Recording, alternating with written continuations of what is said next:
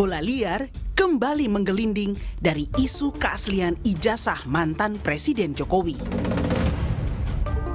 Majelis Hakim Pengadilan Negeri Jakarta Timur mengabulkan perlawanan terdakwa Dr. Tifa terkait perkara pencemaran nama baik dan fitnah terhadap Jokowi. Hakim menyatakan surat dakwaan jaksa penuntut umum terhadap Dr. Tifa batal sehingga pemeriksaan pokok perkara tidak dapat dilanjutkan. Jaksa dinilai tidak cermat dalam menyusun dakwaan. Mengadili, menyatakan perlawanan dari tim advokat terdakwa tersebut diterima. Menyatakan surat dakwaan penuntut umum atas nama terdakwa Tifausia Tiasuma batal demi hukum. Alternatif yang demikian akan menimbulkan ketidakpastian hukum karena seakan menunjukkan bahwa penuntut umum tidak dapat menentukan pilihan pasal mana yang akan ia dakwakan untuk perbuatan yang sama. Keraguan-raguan dalam menentukan pasal yang akan didakwakan ini menimbulkan ketidakpastian hukum dan menunjukkan penuntut umum telah tidak cermat dalam menyusun dakwaan. Setelah dakwaan terhadapnya dibatalkan, Dr. Tifa tetap akan melanjutkan perjuangan menuntaskan polemik ijazah Jokowi. Tidak menyurutkan langkah kami untuk terus memperjuangkan kebenaran, terutama terkait dengan persoalan yang selama ini sudah menjadi beban bagi seluruh bangsa Indonesia, terkait dengan otentitas dari ijazah yang selama ini menjadi polemik. Roy Suryo yang masih berstatus tersangka menilai putusan sela dakwaan Dr. Tifa bakal menjadi presiden bagi kasusnya jika sampai ke pengadilan. Yang paling penting dagingnya ini. Jadi ini perkaranya berhenti. Perkara ini adalah gugatannya sama dengan yang saya terima. Ya, jalannya juga sama, dakwaannya juga sama. Sehingga insya Allah kalau memang hukum itu lurus ya, ini tidak hanya menjadi presiden, tapi menjadi jurisprudensi. Jadi putusan dari Dr. Tifausia Tiasuma ini akan kemudian nanti harus berlaku juga untuk kemudian kasus saya. Meskipun saya tetap harus menjalani persidangan dulu. Kuasa hukum Joko Widodo Rifai Kusumanegara menghormati putusan hakim. Namun ia yakin proses hukum masih akan berlanjut setelah jaksa memperbaiki surat dakwaan. Tentunya kami menghargai putusan yang telah diucapkan karena bagaimanapun putusan tersebut adalah bagian dari koreksi, check and balance sebuah proses hukum yang sedang berlangsung. Pada perkara berlanjut sampai di tengah-tengah baru ini jadi persoalan, maka di tahap awal ini adalah dilakukan koreksi oleh majelis. Pihak jaksa tinggal memperbaiki dan menyempurnakan. Tentunya nanti dakwaan yang baru akan lebih sempurna lagi dan mudah-mudahan bisa segera melaju ke persidangan pokok perkara. Menurut pakar hukum pidana Universitas Jenderal Sudirman Hipnu Nugroho, pembatalan dakwaan Dr. Tifa tak otomatis berlaku bagi Roy Suryo. Jaksa penuntut umum akan lebih cermat dan teliti, terutama dalam penerapan pasal dakwaan. Dengan Pak Roy Suryo, penuntut umum akan belajar dari surat dakwaan yang diajukan pada Dr. Tifa. Nah, jadi nggak bisa samakan. Artinya penuntut umum mungkin akan lebih jeli, lebih teliti, baik konsepnya, baik dakwaannya, baik pasalnya.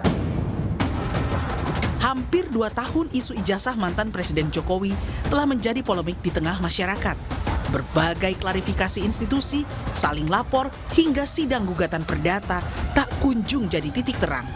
Belakangan, sejumlah tersangka yang dilaporkan Jokowi bebas setelah menempuh upaya restoratif justice, salah satunya Rismon Sianipar. Sementara kasus Dr. Tifa berlanjut ke persidangan, sedangkan Roy Suryo saat ini masih mengajukan pra-peradilan ketiga terkait penahanannya. Halo, selamat malam saudara. Bola liar kembali menggelinding ke hadapan Anda. Soal pantang surut drama kasus ijazah Jokowi terus berlanjut. Paling mutakhir, Majelis Hakim Pengadilan Negeri Jakarta Timur mengabulkan perlawanan Dr. Tifa dengan menyatakan surat dakwaan jaksa penuntut umum batal demi hukum, sehingga pemeriksaan pokok perkara tidak dilanjutkan. Muncul sejumlah pertanyaan. Apakah dengan batalnya dakwaan, Dr. Tifa bakal bebas sepenuhnya? Apakah putusan sela ini memberi peluang Jokowi tidak hadir ke sidang dan membawa ijazahnya? Lebih penting lagi, apakah polemik ijazah Jokowi kian menuju titik terang atau kembali ke jalan berliku-liku? Saudara, bersama saya Mas Sister, Anda menyaksikan Bola Liar. Kita bahas topik malam ini dengan sejumlah narasumber yang sudah bergabung di studio maupun Zoom. Saya menyapa Abdul Fikar Hajar, pakar hukum pidana Universitas Trisakti. Selamat malam Pak Fikar. Ade Darmawan, Waketum Brigade Rakyat Nusantara. Selamat malam Bang Ade. Selamat malam, Asisar. Selamat malam semua. Edi Hasibuan, Direktur Eksekutif Lemkapi. Selamat malam Bang. Malam. Abdul Ghafur Sangaji, Penasihat Hukum Roy Suryo. Selamat malam Bang. Selamat malam Mbak Tarigan. Selamat malam. Abdullah Al-Katiri, Penasihat Hukum Tifauji Tiasuma. Selamat malam. Selamat malam. Assalamualaikum. Di floor saya menyapa Binsar Gultom, Hakim Tinggi Pengadilan Tinggi Jakarta 2022-2025. Selamat malam. Selamat malam. Dan saya menyapa melalui Zoom ada Firman Pangaribuan, Penasihat Hukum Jokowi. Selamat malam Bang Firman. Selamat malam Ilona dan semua pemirsa, selamat malam. Ya, dan juga ada Pak Binsar Gultom, Hakim Tinggi. Dan juga saya menyapa Komjen Purnawirawan Ogroseno, Wakapolri 2013-2014. Halo Pak. Ini masih dalam perjalanan, nanti dia bergabung dengan kita di studio begitu ya. Saya coba ke Bang Ade dulu. Bang Ade, dengan putusan sela pembatalan dakwaan, Dr. Tifa menurut Anda bakal bebas sepenuhnya atau tidak akan bebas setelah dakwaannya diperbaiki? Ya, betul sekali Lona, karena saya juga melihat, menonton ya, beberapa pada saat sebelum putusan, memang hakim menyatakan bahwa batal demi hukum, itu yang pertama. Terus kemudian ada kesempatan di situ diberikan, yaitu pasal 206, kuhap baru ya, poin 4 sama 7 pasal 75, poin 4 juga untuk perbaikan. Jadi idealnya apakah teman-teman kejaksaan akan memilih pasal yang mana akan diterapkan nanti untuk apakah melakukan perlawanan atau memperbaiki. Kalau memperbaiki itu mendaftar ulang. Artinya dia daftar ulang, daftar kembali, perbaikan-perbaikan. Karena memang ambigu yang seperti rekan-rekan kita sampaikan, kuasa hukum Pak Jokowi, bahwa ambigunya di pasal apakah ini kuhap lama atau kuhap baru. Itu menjadi pertimbangan hakim, sehingga hakim merasa ada keraguan-keraguan dari teman-teman kejaksaan. Bukan karena kemarin ada cacat formil? Kalau terkait cacat formil kan itu kita lihat arah persidangannya. Cacat formilnya di mana? Kan itu. Tetapi saya rasa apapun yang kemudian menjadi putusan sela yang menghentikan kasus tersebut, tentu ini adalah pembelajaran baik untuk menghadapi sidang berikutnya. Artinya memperbaiki dakwaan, kemudian mengajukan kembali. Kami sarankan juga jangan lama-lama lah, kan 14 hari aja itu. Baik Pak Katiri, kalau menurut Anda sendiri bagaimana dengan posisi Dr. Tifa saat ini? Apakah akan bebas sepenuhnya? Ya otomatis. Ya biasanya otomatis. Bahkan jika orang itu ditahan dalam putusan eksepsi yang sekarang itu di perlawanan, itu harus dilepaskan. Harus dilepaskan? Kalau ditahan. Gitu loh. Nah ini kan tidak ditahan. Ya otomatis sudah bebas lah. Selama belum ada pengajuan ulang dari kejaksaan. Dakwaan ulang. Memang diberi kesempatan sekali. Memang demikian. Satu kali ya. Tapi saya tidak melihat satu demi satu pasal dan pasal langsung pada keputusan itu jelas dikatakan bahwa dakwaan ini batal demi hukum. Apa artinya? Ya batal keseluruhan, bukan hanya pasal demi pasal. Karena jaksa mengatakan bukan pasal ini, dakwaan ini batal demi hukum. Sehingga istilah awam, istilah umum, batal demi hukum itu dianggap tidak ada. Tidak pernah ada dakwaan ini. Itu. Ya kan? Pengulangan itu kami melihat dari awal ini dakwaan ini memang menurut kami adalah empuk lah untuk kita gigit waktu itu dengan perlawanan kami, ya kan? Karena memang unsur-unsurnya pun tidak pas ya. Bahkan mulai dari relatif ya, kompetensi relatif dan sebagainya. Kenapa kejadiannya itu pidananya di Jakarta Timur, di Jakarta Pusat, kemudian di Jakarta Selatan. Ya, kejadiannya dikatakan di dakwaan itu, tapi di pengadilannya di Jakarta Timur. Kalau misalnya nanti diperbaiki dakwaannya begitu? Saya tidak tahu.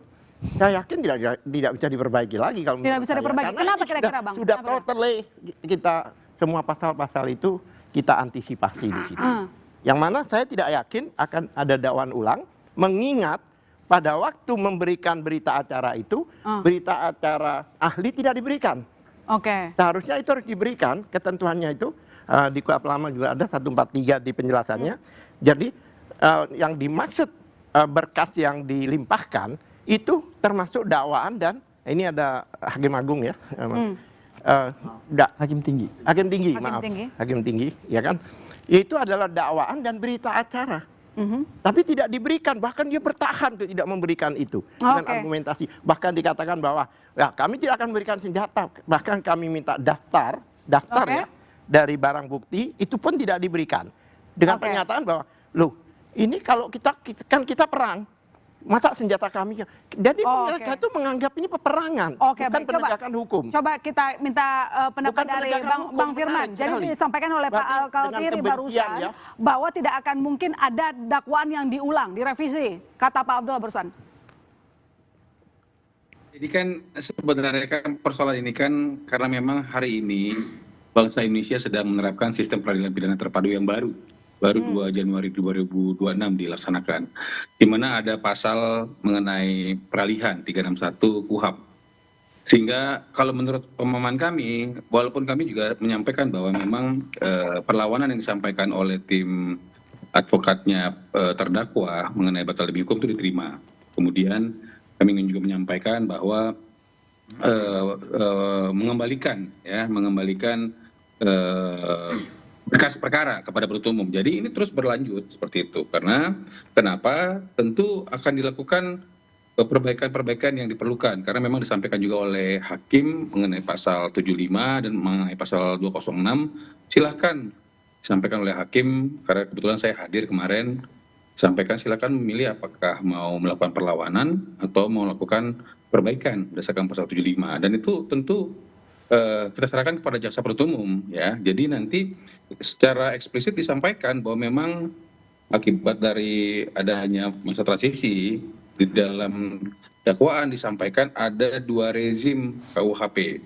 Ada pasal 433 KUHP baru dan pasal 310 KUHP lama yang sebenarnya deliknya sama, perbuatannya sama, namun hakim mengatakan kurang cermat karena pilih salah satu mau yang mana. Karena memang pada saat ini masa transisi mana yang lebih menguntungkan terhadap terdakwa itu yang disampaikan. Nah kami melihat jadi menurut Anda putusan setelah ini tidak menjadi putusan akhir begitu, karena kalau kita lihat di PN Solo 2025 lalu ijazah Jokowi putusan setelah jadi putusan akhir, Bang.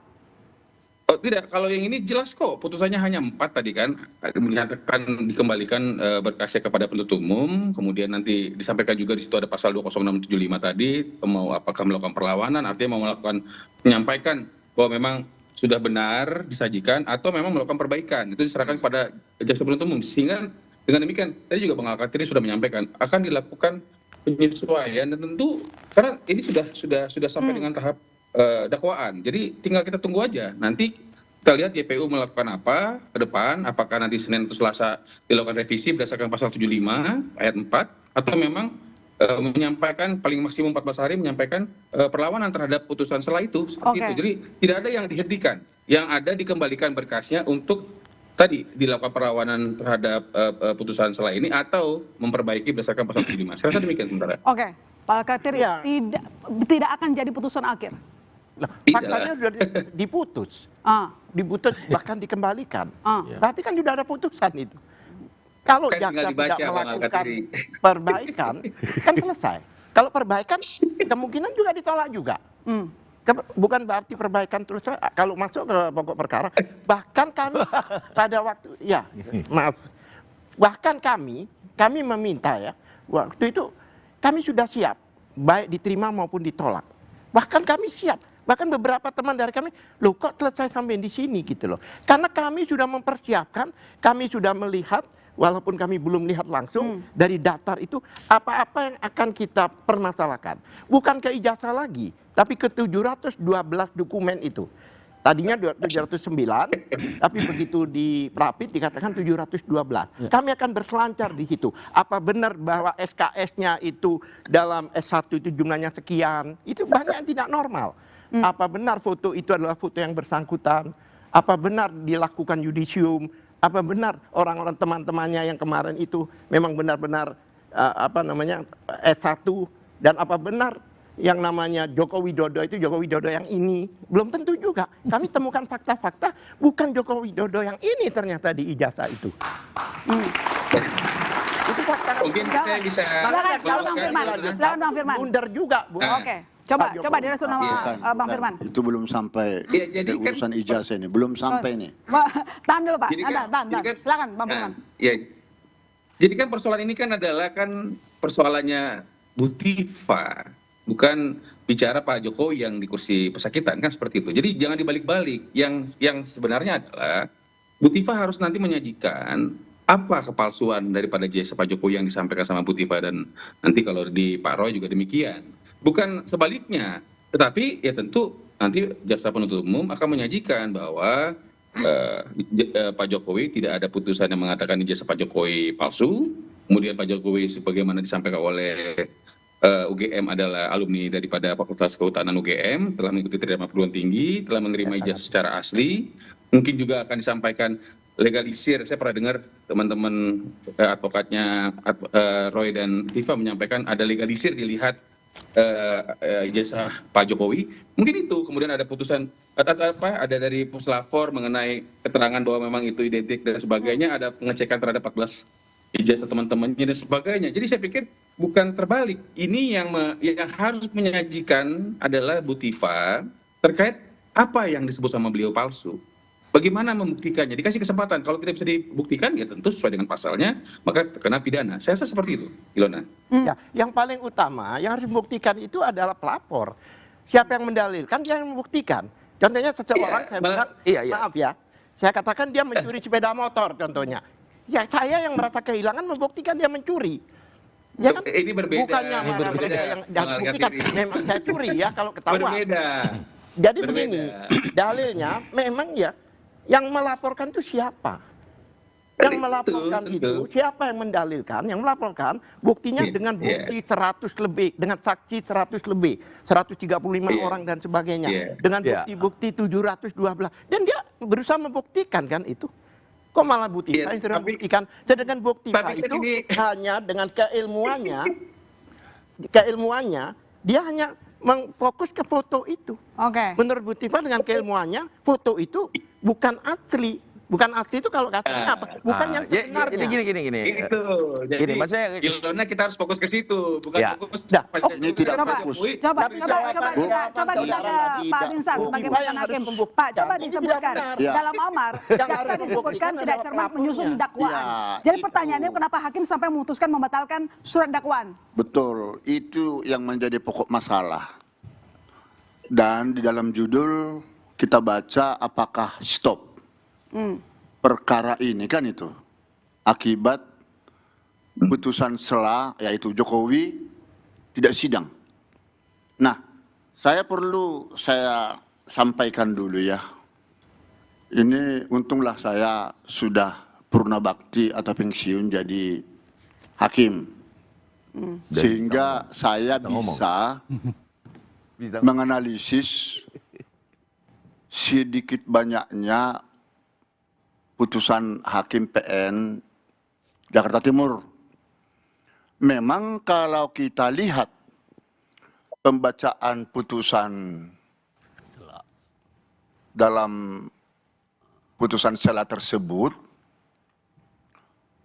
anggota majelis yang membacakan hanya mengatakan surat dakwaan jaksa itu tidak cermat, tidak jelas, tidak lengkap. Mungkin termasuk juga masalah lokus dan tempusnya, peristiwa pidana dilakukan kapan, kemudian peranan daripada terdakwa. Pertanyaan kita dulu, apakah memang itu seperti itu dalam surat dakwaan jaksa? Mestinya di sini harus ada pihak kejaksaan walaupun dia mantan, supaya lebih detail ya. Nah, perlu dicatat, jaksa di dalam surat dakwaannya pada prinsipnya pastilah menuntut supaya terdakwa terbukti bersalah. Apa kesalahan yang dipandang di sini? Adalah terkait dengan pencemaran nama baik dan fitnah. Itulah surat dakwaan jaksa kan itu. Apakah itu duluan primernya pasal 33 KUHP, ya, ditambah dengan pasal 32 dan 35 Undang-Undang ITE, termasuk subsidiarnya, dan ada kumulatif saya dengar di sini. Tapi sangat disayangkan dalam surat dakwaan itu memang tidak ada pasal 55 yang sekarang pasal 20 di KUHP yang baru terkait dengan dalil naming ya, atau turut serta. Karena ini tidak hanya satu orang yang melakukan perbuatan tindak pidana dugaan pencemaran dan fitnah tersebut. Nah, itu satu. Apakah betul jaksa tidak menguraikan itu secara cermat, jelas, termasuk locus dan tempus delicti? Ini belum kita baca ini. Mestinya ini jaksa yang harus menyampaikan itu. Kemudian perlu dicatat bahwa dasar perlawanan atau eksepsi, kalau di KUHP baru itu perlawanan, bukan eksepsi. Tapi katakan itu eksepsi. Itu ada 3 dasar terhadap surat dakwaan jaksa. Pertama, apakah pengadilan itu berwenang mengadili perkara itu? Itu satu. Kedua, apakah surat dakwaan itu tidak dapat diterima? Ketiga, apakah surat dakwaan itu harus dibatalkan? Nah, kalau ada pernyataan daripada tim kuasa hukum yang mengatakan bisa diperbaiki surat dakwaan itu apabila tidak dapat diterima surat dakwaan, dan itu ada dalam amar putusan Pengadilan Negeri Jakarta Timur. Tapi yang menjadi amar putusan seperti mana kita tahu adalah surat dakwaan batal demi hukum. Itu masalah. Berarti tidak sah. Dan apakah ini stop? Kan ini. Apakah stop sidangnya? Nanti tidak. dijawab Pak Binsar, kita lanjutkan. Tetap bersama kami di Bola Liar. Oh begitu.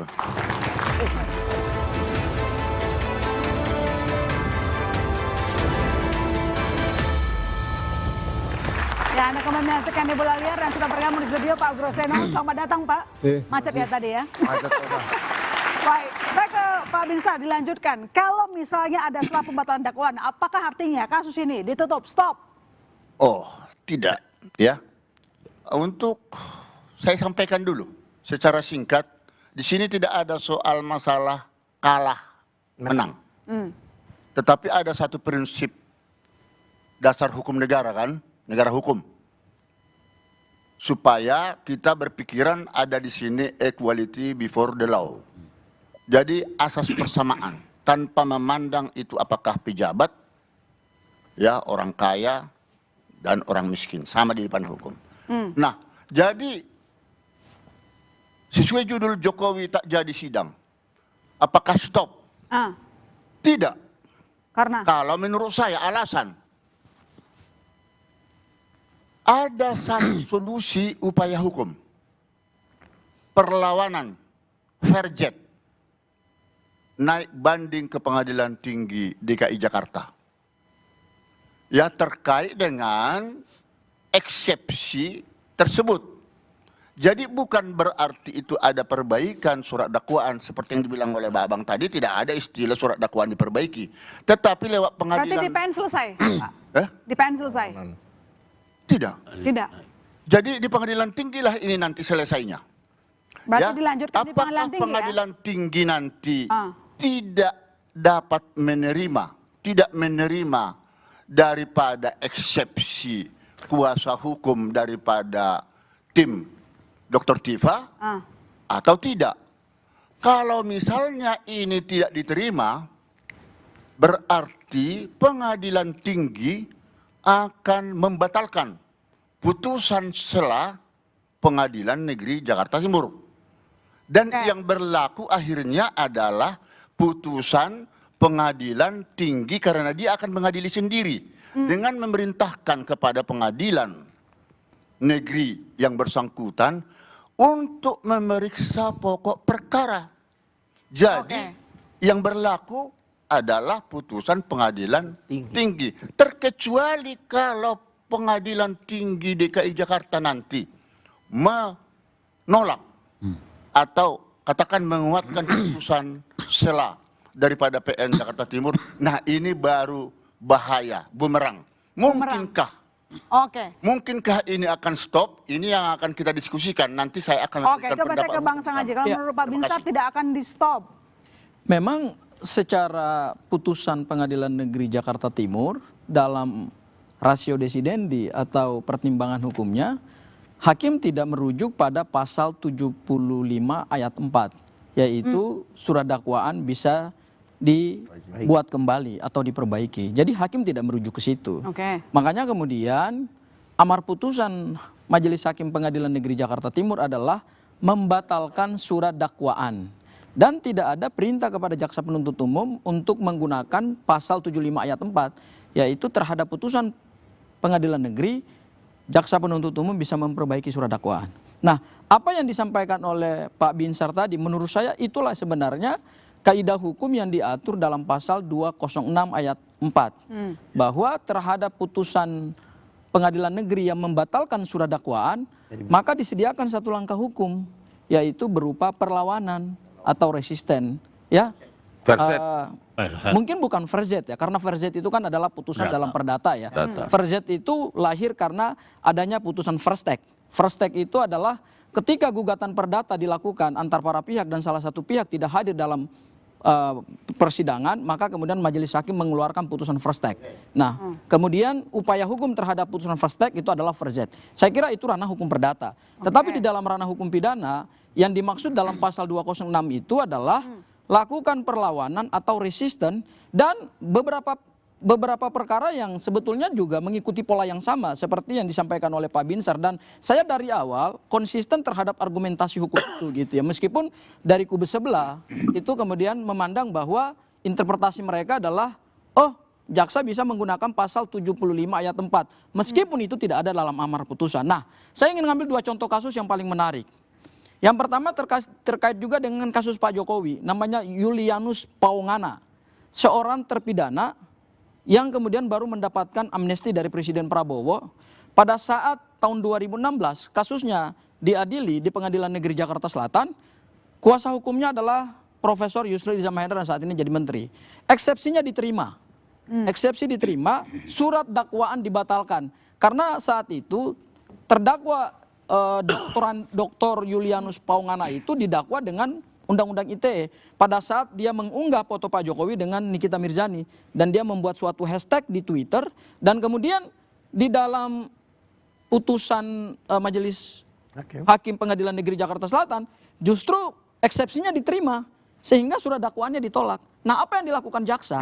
Karena amar putusannya adalah hanya menolak dan tidak memberikan kesempatan kepada jaksa penuntut umum untuk memperbaiki surat dakwaan, maka langkah yang dilakukan oleh Kejaksaan Negeri Jakarta Selatan saat itu adalah melakukan perlawanan ke Kejaksaan Tinggi DKI. Dan kemudian perlawanannya diterima, sehingga jaksa penuntut umum melakukan dakwaan kembali. Jadi artinya dalam perkara ini, izin Pak Binsar, memang benar, harus dulu jaksa melakukan perlawanan terhadap putusan Pengadilan Negeri Jakarta Timur melalui Pengadilan Tinggi DKI, kemudian nanti dilihat apakah dalil-dalil jaksa penuntut umum itu kuat nggak. Karena gini, kemarin di Pengadilan Negeri Jakarta Timur, kalau kita dengar secara komprehensif, meskipun saya yakin salinan putusannya belum diterima, karena saya juga hadir di Pengadilan Negeri Jakarta Timur bersama Mas Roy, itu ada dua asas yang dilanggar oleh jaksa penuntut umum. Yang pertama adalah asas legalitas, dan yang kedua adalah asas lex temporis delicti. Kenapa asas legalitas dilanggar? Karena dengan mengkombinasikan atau mendakwa terdakwa Bu Tifa dan Mas Roy dengan dua rezim undang-undang pidana yang berbeda, yaitu KUHP lama Wet Boek van Strafrecht dan kemudian Undang-Undang Nomor 1 Tahun 2023, ini dianggap oleh hakim ini justru memberikan tidak kepastian hukum gitu. Makanya ini tidak mencerminkan asas legalitas. Asas yang kedua adalah asas lex temporis delicti. Perkaranya terlalu dipaksakan kemarin. Yes, good. Asas lex temporis delicti yaitu apa? Dakwaan jaksa penuntut umum terhadap Bu Tifa dan Mas Roy ini sama. Dakwaannya kombinasi, ada 4 dakwaan, yaitu dakwaan pertama itu primer subsidiar pasal 434 dijuntokan dengan pasal 441 dijuntokan lagi dengan pasal 261. Kemudian dakwaan subsidiarnya itu adalah pasal 433 dijuntokan dengan pasal 441, kemudian dijuntokan dengan pasal 126. Kemudian dakwaan ketiga, dakwaan kedua yang primer itu pasal 434. Kemudian dakwaan kedua yang subsidiar pasal 310. Nah, ketika perlawanan dilakukan oleh Pak Al-Katiri terhadap pasal 310 yang disisipkan dalam dakwaan kedua yang subsidiar, ini mencerminkan bahwa jaksa menggabungkan dua rezim undang-undang yang berbeda sehingga ini yang disebut baik. menimbulkan Bang Firman, konstruksi perkaranya yang terlalu dipaksakan kemarin katanya Bang. Ya kalau kami melihatnya ini terkait dengan pasal 75. Tadi kan disampaikan batal demi hukum gitu kan. Di situ sampaikan pada ayat 4 ya dalam hal surat dakwaan batal demi hukum sebagaimana ayat 3 hakim memberikan kesempatan 1 kali kepada penuntut umum untuk memperbaiki dan mengajukan kembali.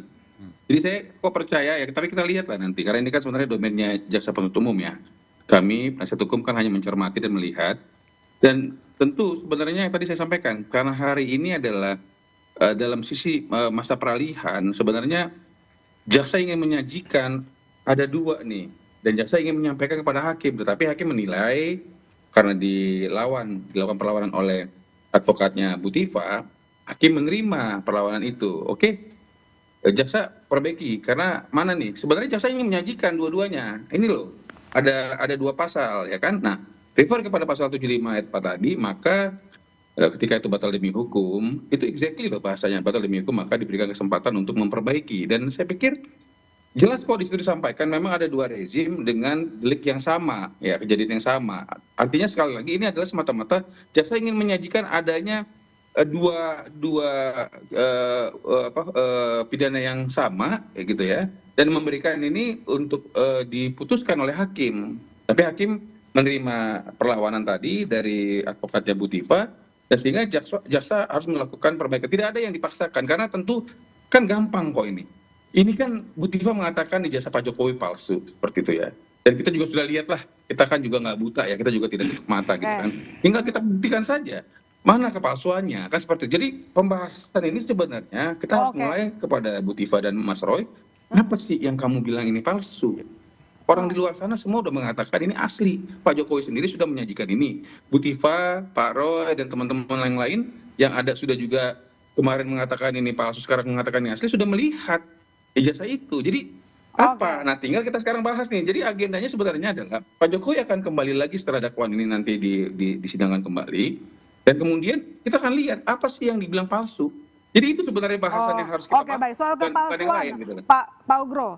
Kalau dilihat selain pencampuran 2 rezim hukum, ini perlawanan dari pihak Dr. Tifa mengatakan bahwa menyoal kesalahan objek dakwaan bahwa objek yang dikaji aset digital internet milik orang bernama Dian Sandi kan kemarin. Nah, jadi bukan fisik ijazah Jokowi dinilai salah sasaran. Dakwaan Dr. Tifa lemah dan harus bebas demi hukum menurut Anda atau tidak? Pak Ugro.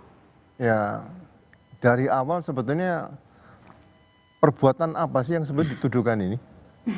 Perbuatan pidana apa, tidak pidana apa yang dituduhkan? Kalau berawal dari pasal 310, 311, kemudian ya KUHP lama, kemudian oleh KUHP baru dinyatakan pasal 433 dan 434, ini kan kita mengacu kepada pasal 3 ayat 1 KUHP yang baru. Yang diblokkan kan KUHP yang baru di situ. Kecuali ada di KUHP lama, peraturan itu lebih menguntungkan seperti itu. Kemudian juga di pasal 361 KUHP yang baru, yaitu huruf D. Jadi kalau huruf A kan yang pada saat penyidikan dan penuntutan menggunakan hukum acara pidana yang lama. Tapi di huruf D itu pada saat persidangan menggunakan KUHP yang baru dan KUHP yang baru di situ.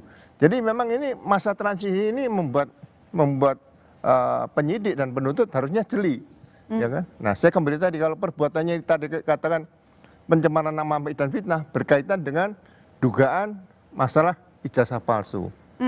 Yang harus dibuktikan jangan dibawa ke undang-undang ITE dulu.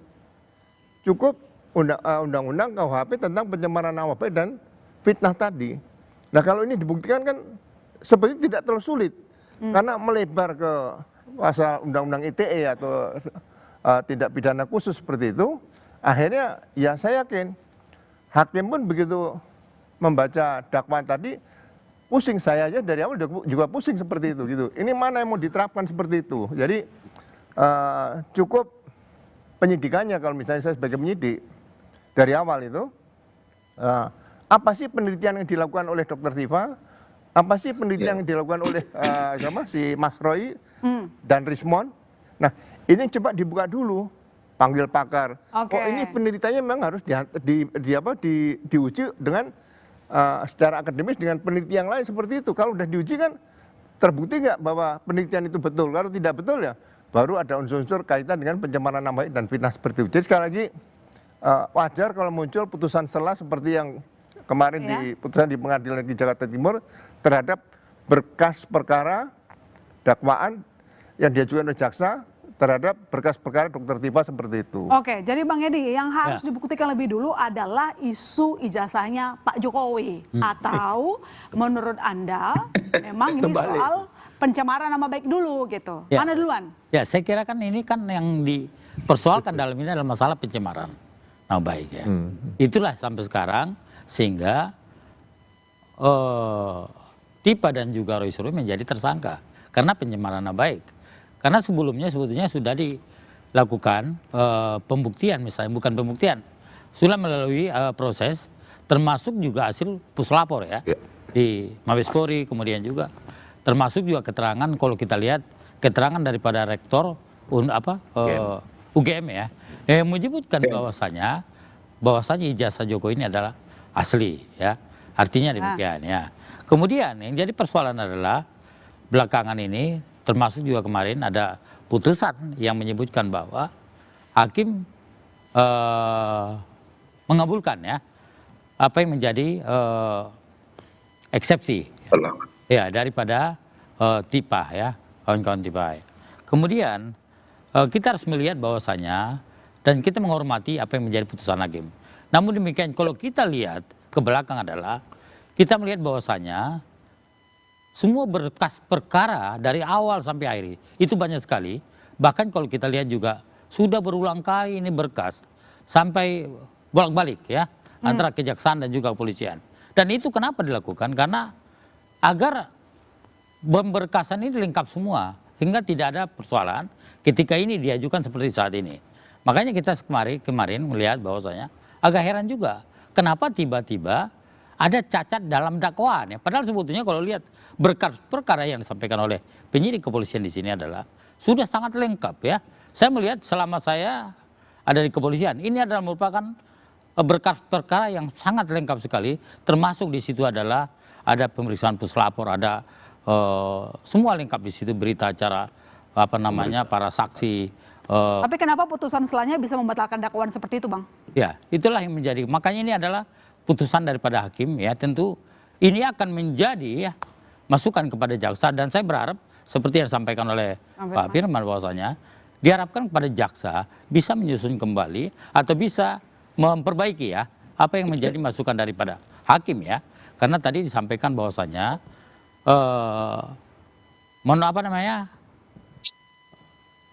apa tadi? Rezim? Enggak,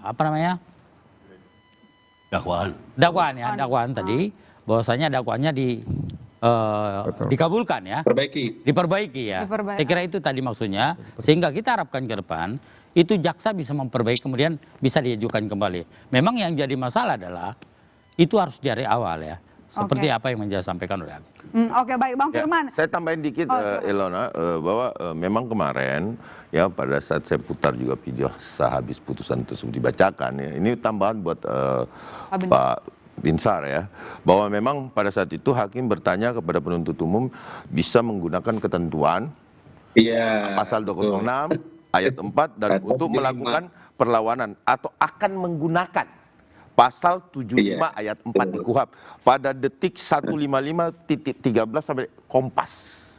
Saya melihat dengan seksama, ditanyakan setelah diputus. Bisa menggunakan 206 pasal 4 atau menggunakan pasal 75 ayat 4. Ya, Pak Tarigan gini, putusan itu harus dibaca bukan seperti itu, bukan setelah sidang Anda selesai. tidak bisa mengomentari putusan. Putusan itu harus dibaca secara hakim menyampaikan seperti itu yang ketika dia ditanya, ini kan yang berperan antara hakim dan jaksa, saudara. Cara membaca putusan bukan begitu. Iya kan? Gini, bahwa tidak ada, tidak ditanyakan sama hakim. Gini. Jadi sekali lagi disampaikan bahwa kita harus betul-betul mencermati suatu perjalanan yang namanya persidangan sampai betul-betul batas akhir. Oke, dan itu ditanyakan oleh jaksa. Oke, Bang Ade. Kenapa Anda bisa bantah? Bang Ade, bahwa gini. tidak bisa menggunakan pasal 75? Kan question mark. Gini. Anda hakim atau jaksa? Oke, udah selesai belum? Ya, pertanyaannya begitu kan? Oke, kalau udah selesai saya jelaskan kepada Anda. Iya. Jadi putusan Anda itu nggak bisa, harus Anda. dibaca secara komprehensif. Namanya putusan itu harus dibaca dari mulai dasar pertimbangan, kemudian dibaca dengan amar. Jadi jangan baca putusan setelah amar selesai, baru kemudian Anda melihat peristiwa apa yang terjadi setelah amar. Jangan begitu. Putusan itu dilihat dari pertimbangan, kemudian amarnya. Pertimbangannya jelas, hakim tidak mempertimbangkan pasal 75 ayat 4 yang tadi saudara sampaikan ya. Boleh diulang kembali, boleh diulang kembali kalau saudara tidak percaya. Kemudian yang kedua, dalam amarnya tidak diperintahkan kepada jaksa penuntut umum untuk memperbaiki, ya, untuk memperbaiki. Saya ambil contoh kepada saudara ya. Ini perkara paling besar ini, perkara korupsi. Tahun 2024 ada seorang hakim namanya Ghazal Basaleh. Kemudian diadili oleh KPK. Bukan, Pada terlalu saat jauh kita mengambil satu ini saya mau perbandingan. Intinya saya mau begini, memberikan contoh saya kepada cuma Anda. mau menyampaikan kepada publik bahwa wahai publik, hari ini teman-teman mahasiswa kita hanya ingin menyampaikan bahwa hakim pada saat setelah membacakan putusan mempertanyakan mau menggunakan pasal 4 atau itu pasal 75 ayat 4. Itu kalau pertama. Oke, coba. Dengar dulu ini. Saya kira ini debatnya sudah terlalu jauh. Masuk ke dalam putusan yang dijatuhkan oleh hakim kemarin adalah putusan sela yang bukan pokok perkara. Iya, betul. Jadi ini eksepsi. Putusan eksepsi itu gini, perkara pidana itu terdiri dari pokok perkaranya, pidananya, dan sisi formalnya, umpamanya penyusunan dakwaan, memeriksa proses dari penyidikan dan sebagainya. Nah, itulah yang diputuskan oleh eksepsi, oleh putusan sela. Jadi belum masuk ke dalam pokok perkara, tetapi cara menyusun dakwaan. Nah, itu yang diadili oleh putusan sela itu. Dilihat bahwa dakwaannya itu belum sempurna. Jadi jaksa masih bisa mengajukan boleh, masih bisa. Walaupun disebut batal demi hukum, alternatifnya dua, bisa mengajukan keberatan ke pengadilan tinggi, melawan putusan, atau memperbaiki dakwaannya. Memperbaiki tidak bisa. Iya. Tidak bisa. Dengar dulu. Sebentar. Saya yang bersidang. Saya lebih tahu lah. Kemudian saya nggak lihat Ade ada di ruang sidang, tapi Gofur dari awal ada. Jadi dia mengikuti, saya pikir ya. Kan ditonton. Gini Bung, kita ini menonton, masyarakat menonton. Saya akan jelasin. Jadi begini, tadi kan dikatakan di dalam pertimbangannya tidak menyinggung itu. Setelah diputus, apakah itu masuk dalam kesatuan? Itu hanya pertanyaan di luar itu, informal. Gitu loh, setelah diputus tidak ada di dalam konsideran, betul Gofur? Betul. Satu, ya kan? Kedua lagi saya katakan tadi di kepolisian baik yang di Barreskrim maupun di Polda tidak pernah mengatakan ijazah asli, tidak pernah. Kemarin itu sudah dijelaskan bahwasannya ijazah itu identik dengan sana. Ya, identik itu bukan berarti asli. Dan itu sudah disampaikan oleh Sebentar, saya mau tanya kalau misalnya apa? Saya mau tanya sama Prof. Kalau palsu sama palsu identik nggak? Ya, palsu sama palsu, saya asli. Masalahnya gini, kan sudah ada penjelasan dari rektor. Kita tidak ada penjelasan dari rektor. Terus mau siapa percaya lagi? Rektor harus percaya. Rektor yang mengeluarkan diri yang harus dipercaya. Ini ijazah itu adalah pembuktian dia yang peneliti, bukan pembuktian peneliti publik. Berkali-kali saya katakan, ya kan? Rektor apa dia? hanya menarasikan bahwa dia pernah kuliah, pernah punya ijazah. Tidak pernah sekalipun menunjukkan ini loh ijazahnya. Walaupun ini belum masuk ijazah ini, belum masuk ijazah ini. Kan pembuktian mata. Saya dulu, seperti Ibu Lona. orang ditanya SIM, Bro. Tanya SIM. Bang Tahu tunjukkan SIM-nya. Tanya polisi yang buat, kan nggak lucu. Ya tunjukkan dong. Nah ini masalahnya. Rektor saya tidak pernah dengar, tidak pernah lihat rektor itu menunjukkan ijazah.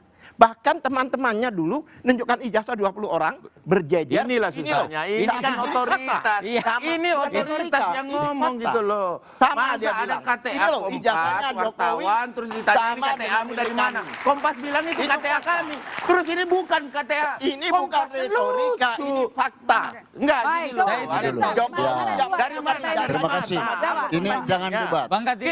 Karena dia mengatakan Supaya jangan terlalu jauh ya. Saya Karena- kembali fokus kepada apakah perkara ini akan bakalan stop kan ini. Iya. Nah, saya katakan tadi tidak melalui upaya hukum banding perlawanan itu. Sepakat. Yang menjadi masalah apabila pengadilan tinggi menguatkan putusan sela PN Jakarta Timur. Sepakat. Ini baru kacau.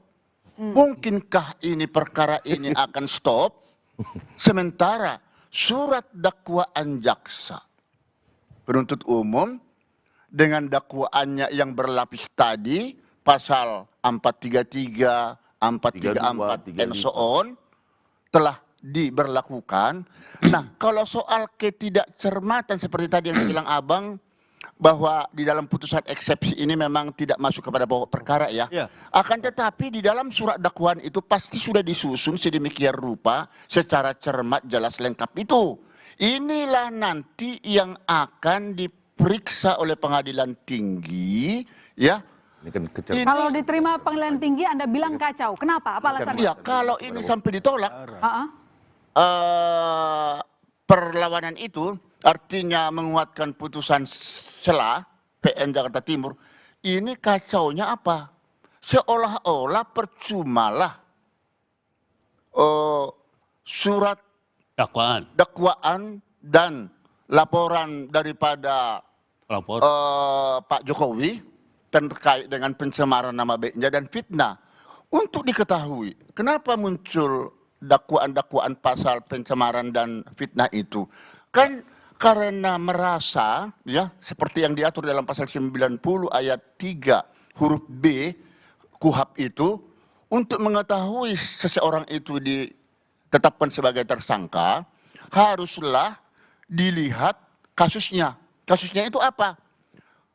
Ada si Roy dan si Tifa itu meneliti.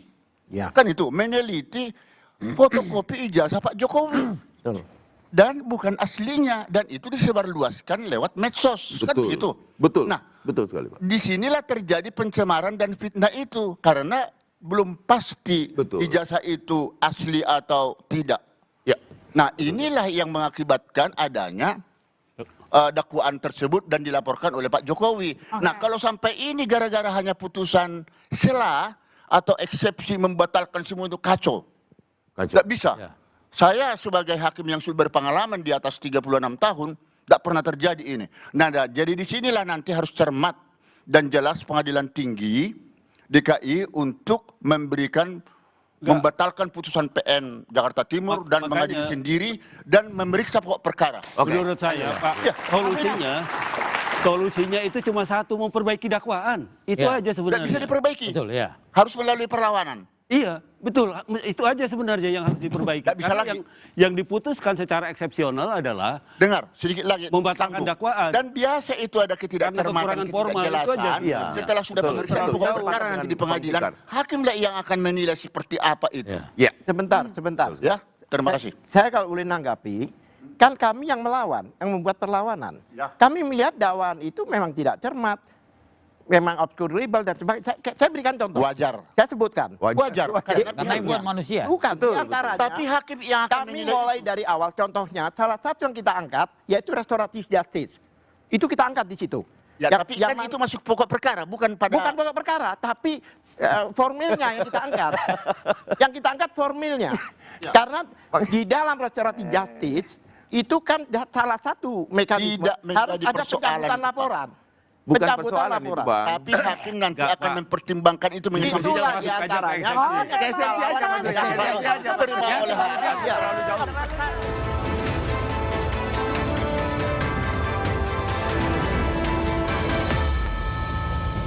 Ya, Pak Ugro, kalau dilihat peluang perbaikan dakwaan oleh jaksa akan lebih sulit mendakwa atau justru bakal mudah menjerat Dr. Tifa? Ya, tadi udah banyak dijelaskan. Ini kan sekarang putusan selah tadi, ya saya dengar sendiri pada saat-saat terakhir omong di Ketok Palu itu kan, ya pasalnya 206 tadi. Tinggal dilakukan perlawanan tadi ke pengadilan tinggi tadi. Jadi nggak ada perbaikan. Mau perbaikan bagaimana perbaikan? Perbaikan di pasal 75 tadi. Itu kalau berkas perkara ya sudah diserahkan ke pengadilan tapi belum mulai disidangkan, ya itu kalau mau diperbaiki masih bisa diperbaiki di situ. Tapi kalau sudah putusan selesai, saya lihat ya ini tinggal perlawanan nanti ke pengadilan tinggi saja. Kita tunggu nanti hasilnya pengadilan tinggi, apapun kita hormati di situ.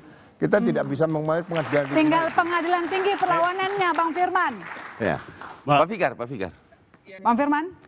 Saya melihatkan, iya, tes. Bisa tes? Ya, satu ya. Udah terdengar, silakan. Iya, saya kan melihatkan ada Pak Groseno, ada Bang Alkartiri, semua bersender di pasal 26. Padahal saya kan juga hadir di situ. 206. Hakim menyampaikan, ya 206. Hakim menyampaikan pasal 75 dan 206 sebelum dia membacakan amar putusannya. Jadi kalau diselewengkan hanya 206, ya tidak salah. Tetapi harus lengkap bahwa ada juga pasal 75. Dan itu disampaikan sama hakim. Coba cermati aja. Karena saya dengarin dan saya sebelum begitu saya baca itu, oh langsung ada dua pilihan, berarti ini bakalan diterima nih. Karena memang ada salah satu permohonan perlawanannya disampaikan adanya dua rezim di atas itu dibaca. Saya dengerin, oh saya kan cinta, oh oke, satu. Kita kan perhatikan, begitu ada dua rezim seperti itu dan disampaikan ada pasal 206 pasal 75, maka kita melihat diberikan opsi. Kan tadi saya sampaikan bahwa ini ada dua rezim gitu ya. Kalau nanti, saya juga sepakat dengan Pak Groseno dan teman-teman, kalau nanti jaksa ingin menjelaskan kenapa saya menyantumkan ada pasal 433 dan 310, misalnya, karena untuk memberikan pilihan kepada hakim misalnya, dia misalnya melakukan perlawanan, boleh juga. Tapi apakah karena sudah disampaikan secara eksplisit bahwa kenapa ini kan dalilnya sama nih, misalnya deliknya sama, pilih aja. Tadi Pak Groseno sudah menyampaikan ketika sudah pasca 2 Januari 2026 maka pakailah KUHP baru dan KUHP baru kan gitu.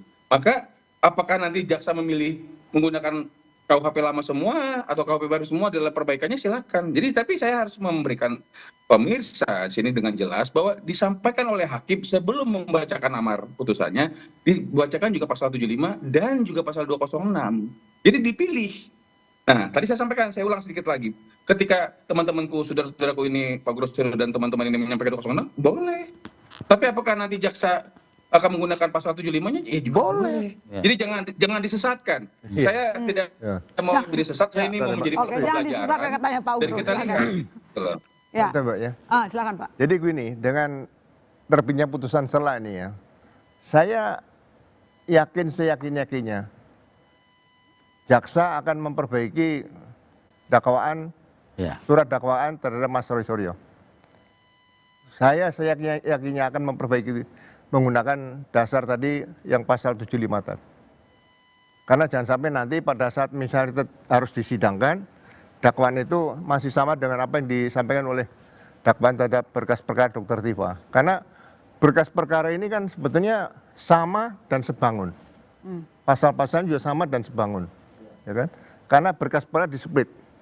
Ya, dan saya sudah pelajari juga sebetulnya dari awal mulai penyidikan penuntutan berkas perkara tidak bisa displit. Tolong dibedakan pengertian tentang berkas perkara dan pengertian tentang perkara. Kalau dalam satu berkas perkara, ya kan, terdapat beberapa pelaku dan beberapa perkara, bukan berkas perkara. Dalam berkas perkara terdapat beberapa perkara. Itu jaksa hanya bisa nanti memisahkan penuntutan setelah proses sidang. Jadi memang kadang-kadang kita pengertian kita agak dikaburkan dengan berkas perkara bisa disebut. Bukan, berkas perkara tidak bisa disebut. Tapi perkara bisa di-split seperti itu. Jadi ya mohon pengertian ini sebagai edukasi pada publik, ya kan. Yang saya kembalikan dari awal tadi, saya yakin dengan putusan selah jaksa sudah mulai antisipasi, mulai mewaspadai, jangan sampai terjadi lagi, ya kan, copy paste putusan selah terhadap berkas-berkas Mas Roy. Dan ini saya yakinnya pasti akan menggunakan pasal 75 tadi untuk memperbaiki dakwaan Mas Roy. Mbak Tarigan. Ini penting.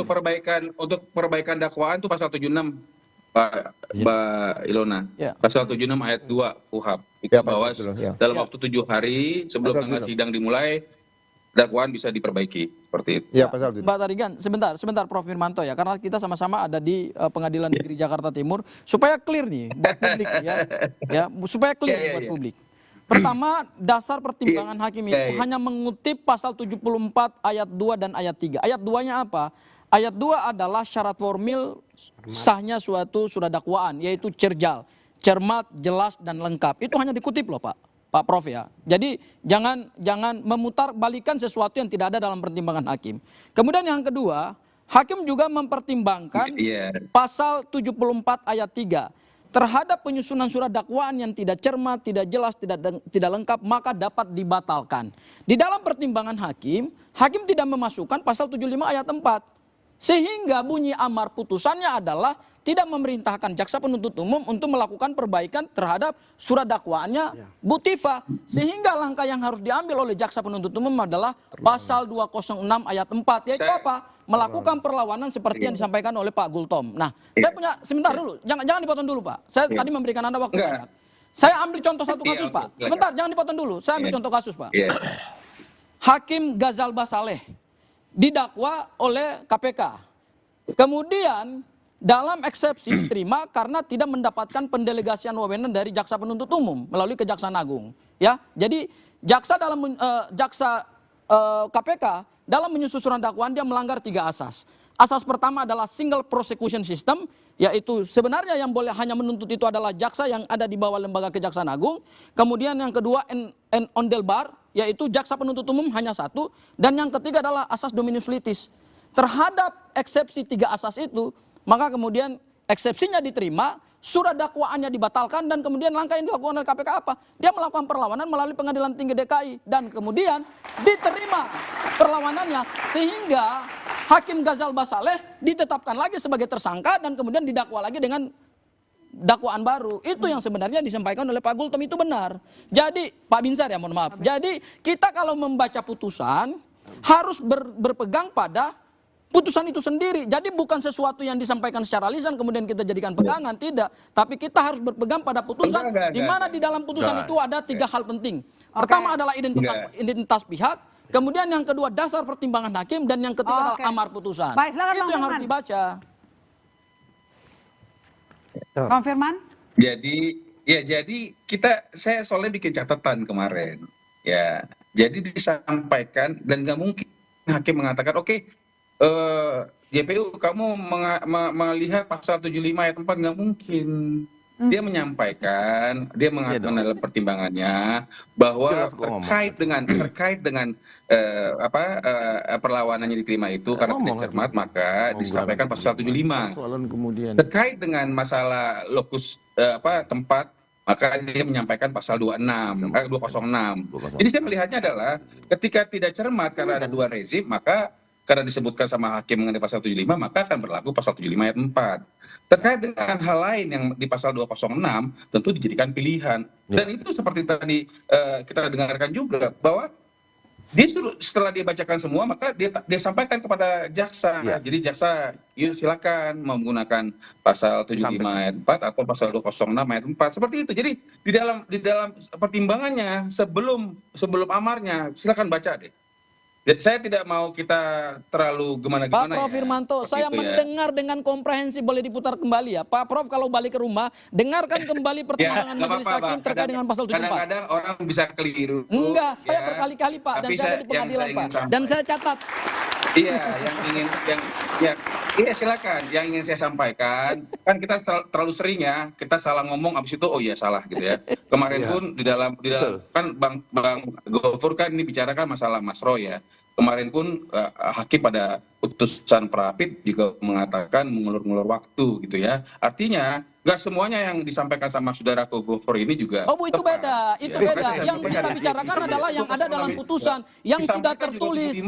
Ya, pertimbangan hakim terhadap pasal 74 itu hanya 2 ayat yang dipertimbangkan. Oke, tapi ada pertanyaan. Jadi ayat 4 ditambahkan. Jadi persoalan tertulis atau tidak nanti lihat amarnya. Lah, amarnya tidak mempertanyakan. Iya, kan belum ada yang dapat amarnya. Jadi Bang Ade, tapi amarnya udah disampaikan. Kalau pembatalan dakwaan Dr. Tipa, bentar dulu Abangku. Aku dulu Bang. Pembatalan dakwaan Dr. Tipa apakah akan membuat Jokowi batal hadir ke sidang dan tunjukkan ijazahnya Bang Ade? Nanti dijawab boleh sekali kembali saudara.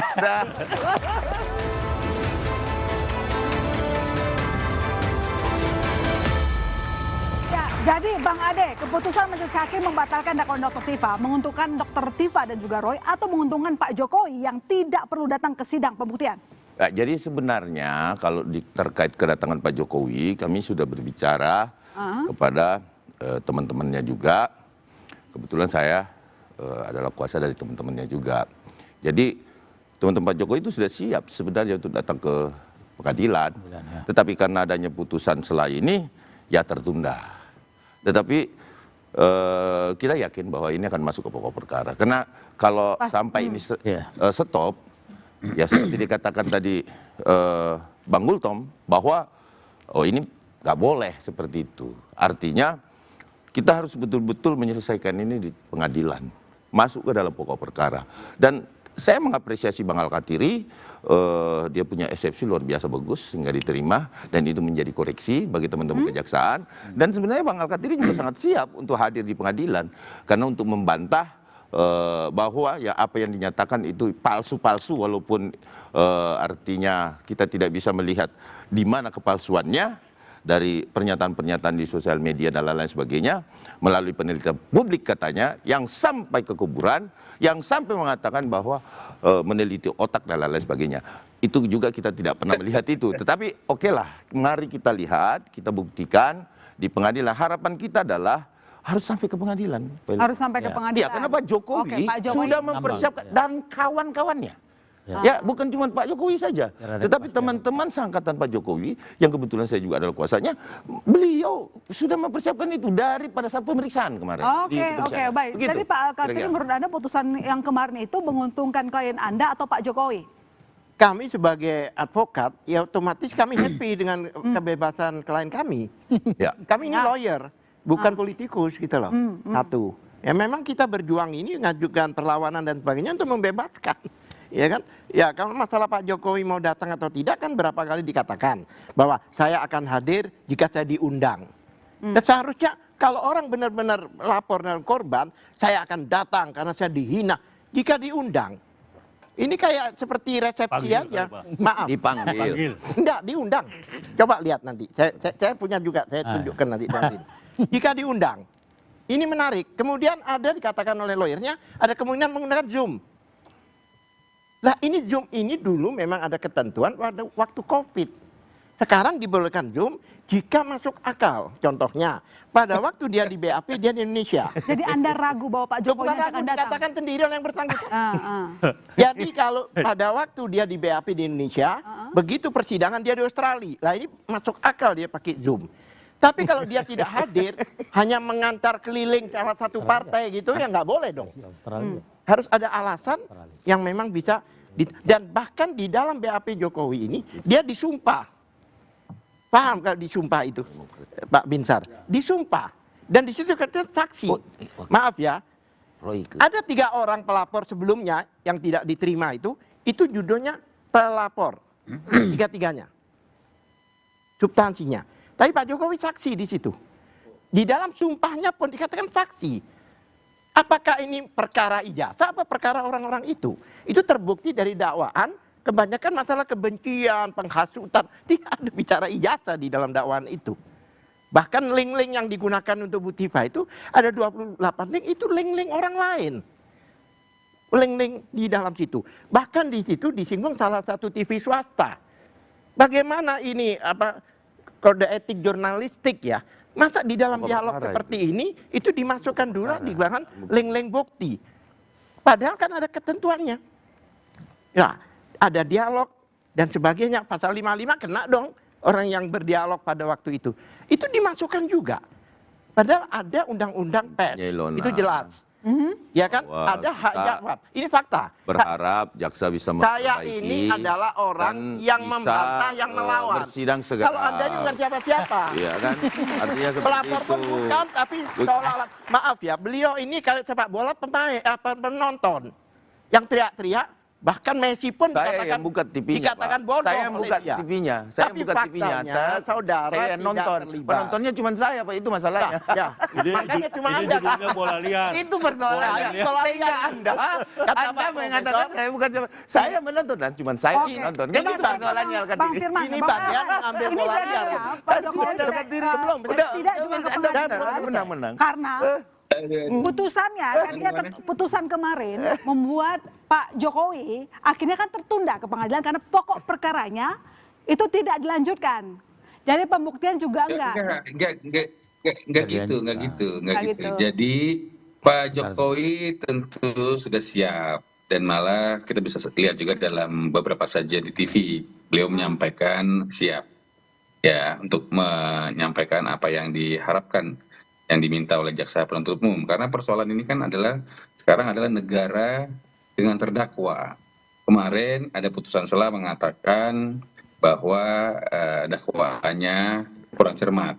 Exactly kok disampaikan pasal berapanya, sehingga tentu berkaitan dengan pasal dakwaan kurang cermat tadi harus diperbaiki gitu kan. Nah, setelah diperbaiki, kita lihat aja jangan-jangan minggu depan hari Senin atau Selasa udah dikembalikan lagi kepada pengadilan dan diperiksa lagi seperti itu. Dan tentu setelah nanti itu masuk ke dalam pokok perkara dan Bapak memang nanti dipanggil dalam persidangan, tentu Bapak akan menyajikan apa yang perlu disajikan oleh Bapak sesuai dengan apa yang ditanyakan seperti itu. Dan setelah itu baru kita lihat nanti pembuktian-pembuktian lain. Ya dari tadi Pak, dari tadi awal saya sudah sampaikan.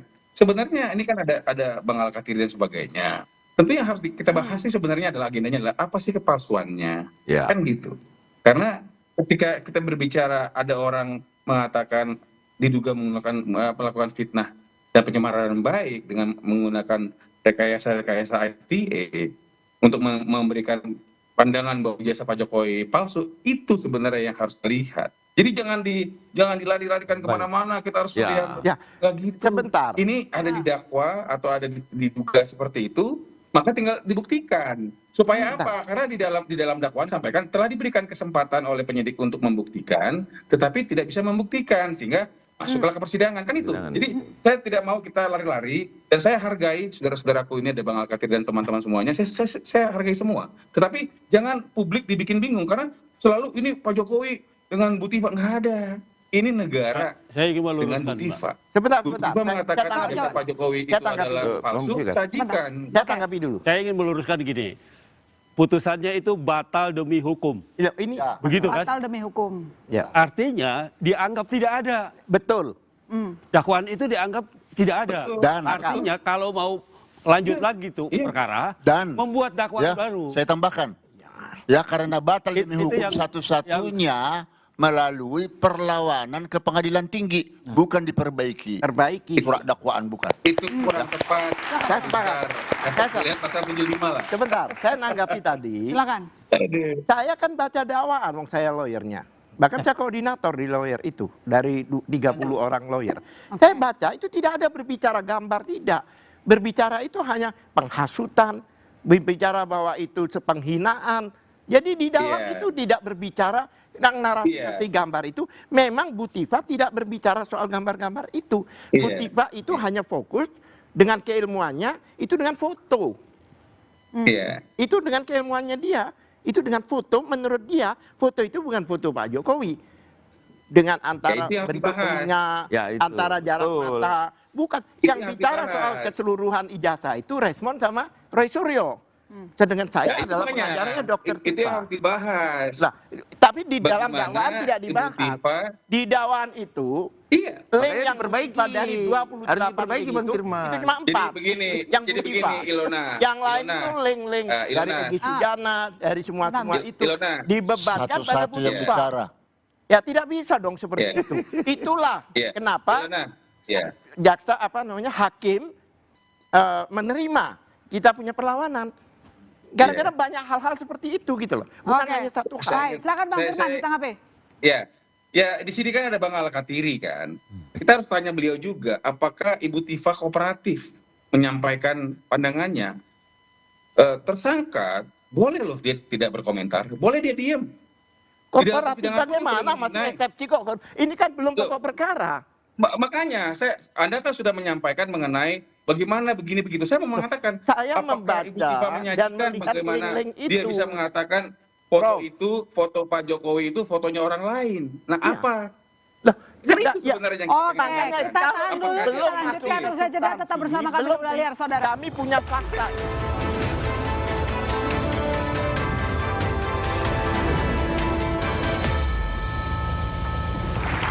Ya, jadi Bang Ade, pintu maaf sebenarnya masih terbuka tidak untuk Dr. Tifa dan juga Mas Roy? Saya rasa kemarin juga rekan kita Bang Rifai juga menyampaikan waktu kita ada debat di salah satu stasiun juga mengatakan kenapa tidak mengambil restoratif. Oh, Anda ditawarkan? Bukan ditawarkan. Jadi memang aturan atau semangat KUHP yang baru, ya kan, baik bahwa menawarkan itu adalah satu mekanisme di dalam KUHP untuk disampaikan kepada Dr. Tifa, baik itu pengadilan, di kejaksaan maupun di kepolisian. Artinya kalau mereka masih ada kesempatan yang diberikan. Tetapi kalaupun sudah ditawarkan kemudian masuk ke pokok perkara dan kemudian Ibu Tifa katakanlah seperti itu melihat pokok perkara, wah memang sulit nih saya buktikan ternyata saya salah dalam penelitian saya. Berarti masih terbuka ya pintu maaf itu ya? Masih bisa. Masih bisa terbuka pintu maaf. Klien Anda ada nggak keinginan untuk minta maaf aja Bang Sengaja? Ya, Mas Roy sama sekali tidak akan mengambil pilihan untuk restoratif justice.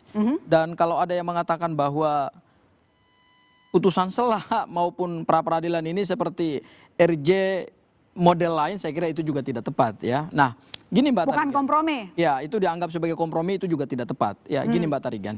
Putusan selah ini harus dipahami adalah putusan sebelum pokok perkara yang dipersoalkan adalah aspek formil. Ya, dan aspek formil ini harus dilihat dari mulai tingkat penyidikan. Justru saya melihat kalau kita lihat dari tingkat penyidikan, penyidik memang dari awal mengkonstruksikan peristiwa pidana ini memang sudah salah dari awal gitu ya. Pertama, mencampur adukan peristiwa. Pasal 3235 yang sebenarnya peristiwa pidananya tidak ada tapi kemudian dipaksakan ada. Makanya kami challenge melalui pra peradilan, tidak ada satupun bukti yang dimiliki oleh penyidik untuk menetapkan Mas Roy dan Bu Tifa dengan pasal berat, yaitu pasal 35 dan 32. Dan kami challenge dalam pra peradilan itu adalah dua alat bukti permulaan yang cukup. Hanya saja hakim pra peradilan tidak mempertimbangkan fakta-fakta persidangan dan kemudian tidak melakukan analisa yuridis. Yang artinya? Ya? Artinya adalah saya melihat dari awal memang proses penyidikan itu juga tidak tepat. Gini, kenapa jaksa kemudian salah dalam membuat surat dakwaan? Karena itu sebenarnya dimulai dari surat yang dikirimkan oleh Polda Metro Jaya pada tanggal 30 Maret 2026 yang ditujukan kepada Kajati DKI Jakarta, yaitu apa? Pemberitahuan perubahan penerapan pasal. Jadi sebenarnya yang mengubah pasal itu sejak dari awal adalah Polda, bukan kejaksaan. Makanya kemudian dalam menyusun surat dakwaan, jaksa menggunakan pasal yang diserahkan oleh penyidik Polda Metro Jaya. Saya kira kalau lihat dari awal ya, kita melihat memang kasus ini, bahkan kalau kita lihat berkasnya memang berulang kali ya. Ada perbaikan ya, dan itu menjadi petunjuk jaksa. Dan harus dipahami, semua petunjuk jaksa itu sudah dilengkapi oleh penyidik. Makanya sampai P19 sampai menjadi P21, dan itulah yang menjadi dasar. Sehingga perkara ini lanjut ke pengadilan. Kalau itu tidak dipenuhi, maka tidak akan pernah bisa menjadi P21. Pak Katiri. Ilona, belikan dulu Pak. Jadi ada perubahan pasal dikatakan, itu posisi sudah dilimpahkan ke kejaksaan. Sudah dilimpahkan, apakah itu petunjuk dari jaksa? Kan tidak boleh berinisiatif setelah dilimpahkan. Faktanya dikeluarkan 2 sprindik baru. Dengan merupakan Bang Katiri. Sebetulnya yang menjadi dasar petunjuk buat polisi adalah penyidik kepolisian. Itu semua berdasarkan petunjuk yang diberikan oleh jaksa kepada penyidik. Maka itulah yang dijadikan tapi ini dasar. Diganti dengan pasal baru setelah 1 tahun. Saya kira tidak demikian. Ini fakta. Kita barangkali kita melihat kita juga melihat. Maaf ya. Barangkali Bang Firman. Jadi apa kesimpulan Anda Bang Firman? Silakan. Ada yang pasal baru. Oke, kita kembali ke Bang Firman, silakan. Apa kesimpulan Anda? Pemerkosaan itu kan nggak wajar. Kalau kami melihat dalam waktu ke depan, jaksa dapat melakukan perbaikan terhadap dakwaan tadi yang dikembalikan. dan bisa melimpahkan kembali kepada pengadilan negeri untuk diperiksa kembali. Dapat kembali dilimpahkan ke pengadilan negeri. Iya, ya betul. Dengan demikian setelah diperbaiki, dilimpahkan kembali, dan nanti kita lihat, karena ini yang kita bicarakan ini juga semua sudah beringin untuk masalah pembuktian. Termasuk tadi saya sampaikan tadi terputus, Bang Al-Katiri mengatakan saya pernah dengar tidak ada bukti. Artinya memang pasal 434 dikatakan ketika itu ada tuduhan harus dibuktikan, maka silakan dibuktikan. Itu yang nanti kita bahas. Dapat kembali diperbaiki di pengadilan negeri katanya Pak Ugro. Berbeda dengan pendapat Anda tadi, silakan. Ya, saya rasa demikian. Iya, yang jelas tadi yang dikatakan beliau Pak. Oh, Ustaz, jadi gini, kalau bisa diperbaiki, ya kan? Mungkin di klausul pasal 75 tadi, 76 ya. Di situ diperbaiki dikembalikan 7 hari sebelum sidang. Ya. Itu bahasanya ya. Ya. Nah, ditentukan sidangnya dulu atau dikembalikan berkas perkaranya dulu, baru ditambah 7 hari. Atau ditentukan sidangnya baru maksimal 7 hari harus berkas harus dikembalikan loh. Atau dikembalikan dulu terus 7 hari baru sidang. Siapa yang menentukan sidang ini? Kan seperti itu. Ini rasional aja nih, ya kan? Iya betul. Ya, jadi makanya saya bilang kita kalau debat kuhab seperti itu ya kita kan gini. Putusan pengadilan itu ujungnya adalah dakwaan batal demi hukum. Artinya dakwaan itu dakwaan yang kemarin itu dianggap tidak ada. Enggak, ini tadi kan ada perbaiki. Kalaupun harus dimajukan lagi, maka itu yang maju adalah dakwaan baru. Ya. Dan itu maksudnya pengertiannya dakwaan seperti baru itu. itu diajukan kapan? Betul. Dakwaan baru diajukan maksimal 7 hari sebelum sidang. Iya, itu itu mekanisme dari bunyi putusannya. Kita dengarkan pendapat dari Pak Binsar, silakan. Pak Binsar. Terima kasih. Terima kasih. Jadi supaya jangan kita jadi bola liar ya. Supaya jangan jadi bola liar. Bola liar. Loh. Singkat Pak, singkat. Singkat. Saya ada 2. Ya, tapi singkat aja, yuk. Singkat ya. Karena putusan sela PN Jakarta Timur sudah dianggap selesai. Betul. Sekarang upaya hukumnya perlawanan. Kalau memang ya dilakukan perlawanan ya, PT. oleh JPU dan kuasa hukum Pak Jokowi, monggo ya ke pengadilan tinggi. Mari kita tunggu hasil putusan pengadilan tinggi, apakah akan menerima atau menolak atau tidak menerima perlawanan itu. Permasalahan apabila itu tidak diterima atau ditolak, nah ini baru menjadi bumerang. Karena akan men-stop perkara ini. Karena itulah di sini pengadilan tinggi supaya benar-benar memberikan cermat terkait dengan pertimbangan hukumnya, karena masalah cermat tidak lengkap itu adalah hal yang wajar. Nanti dalam pemeriksaan pokok perkara itu akan dipertimbangkan. Begitu. Yang kedua, karena Roy Suryo sudah beberapa kali hingga 3 kali ya melakukan pra peradilan. Ini tidak diatur memang di dalam KUHP baru. Saya menghimbau kepada Yang Mulia Ketua Mahkamah Agung supaya menerbitkan segera peraturan Mahkamah Agung tentang pembatasan praktik. Baik, terima kasih untuk seluruh karena tidak lagi praktik lebih dari bola liar. Sampai jumpa minggu depan. Saya pamit.